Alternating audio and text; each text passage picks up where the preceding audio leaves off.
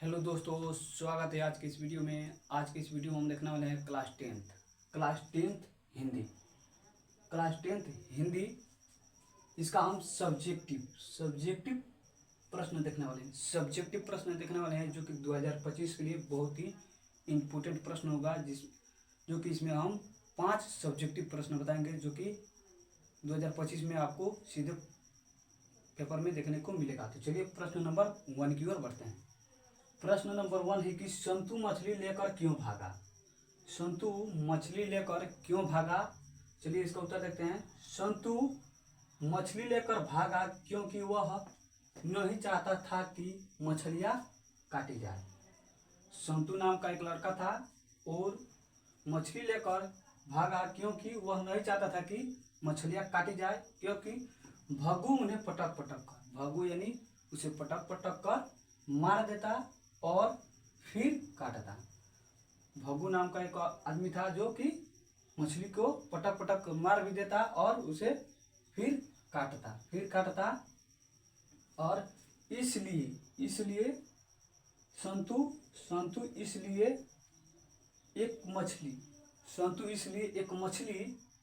मछली गमछे में लपेटकर भाग गया। संतु मछली को बचाना चाहता था। संतु मछली लेकर क्यों भागा। संतु मछली लेकर भागा क्योंकि वह नहीं चाहता था मछलियां काटी जाए। भग्गू उन्हें पटक पटक कर मार देता और फिर काटता। उसके बाद संतु इसलिए एक मछली गमछे में लपेटकर भाग गया क्योंकि संतु मछली को बचाना चाहता था। तो इसका उत्तर ये हो जाएगा। अगर आप इतना लिख देंगे तो आपको 2 नंबर मिल जाएगा। चलिए प्रश्न नंबर 2 देखते हैं। प्रश्न नंबर 2 है कि मनुष्य बार बार नाखूनों को क्यों काटता है। मनुष्य बार बार नाखूनों को क्यों काटता है। इसका उत्तर हो जाएगा मनुष्य नहीं चाहता कि बर्बर युग यानी बीते हुए युग का मतलब बर्बर युग की कोई निशानी उसमें रहे। मनुष्य नहीं चाहता कि बर्बर युग की कोई निशानी उसमें रहे, इसलिए बार बार नाखूनों को काटता है। इसलिए बार बार मनुष्य नाखूनों को काटता है। चलिए एक बार और पढ़ लेते हैं कि मनुष्य बार बार नाखूनों को क्यों काटता है। मनुष्य नहीं चाहता कि बर्बर युग की कोई निशानी उसमें रहे, इसलिए बार बार नाखूनों को काटता है। चलिए प्रश्न नंबर 3 लेते हैं। प्रश्न नंबर 3 है कि हरि रस से कवि का क्या आशय है। हरि रस से कवि का क्या आशय है। हरि रस से कवि गुरु नानक का आशय प्रेम रस यानी अर्थात राम नाम के अपने से है। हरि रस से कवि गुरु नानक का आशय प्रेम रस अर्थात राम नाम के अपने से है। मतलब राम नाम हमें जप करना चाहिए, राम नाम से ही हमारा अस्तित्व है। तो इसका राइट आंसर हो जाएगा। चलिए अगर इतना लिखते हैं तो आपको 2 नंबर मिल जाएगा। चलिए प्रश्न नंबर 4 देखते हैं। प्रश्न नंबर 4 है कि अविनियोग क्या है। अविनियोग क्या है और कहाँ अवस्थित है। अविनियोग क्या है और कहाँ अवस्थित है। इसका उत्तर हो जाएगा अविनियो फ्रांस का एक पुराना नगर है।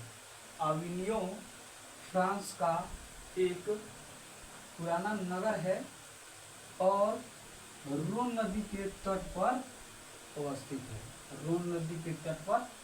है। अविनियो क्या है और कहाँ अवस्थित है।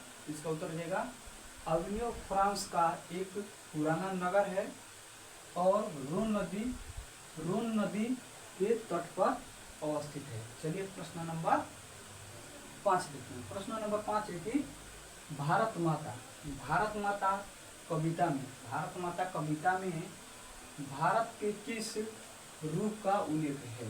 भारत माता कविता में भारत के किस रूप का उल्लेख है। इसका उत्तर हो जाएगा भारत माता कविता में भारत के दिनहीन रूप का उल्लेख है। भारत माता कविता में भारत के किस रूप का उल्लेख है? तो इसका उत्तर हो जाएगा भारत माता कविता में भारत के भिन्न रूप का उल्लेख है। भिन्न का कहने का मतलब है गरीबी, धर्म, इसी के बारे में भिन्न कहा जाता है। तो चलिए, अगर आप इतना लिखते हैं तो आपको 2 नंबर मिल जाएगा। अगर ये वीडियो आपको अच्छा लगे तो एक प्यारा सा कमेंट कर दीजिएगा कि आपको वीडियो कैसा लगा। और अगर आप लोग नए होंगे तो वीडियो को लाइक कर देंगे और चैनल को सब्सक्राइब कर देंगे। Thanks for watching.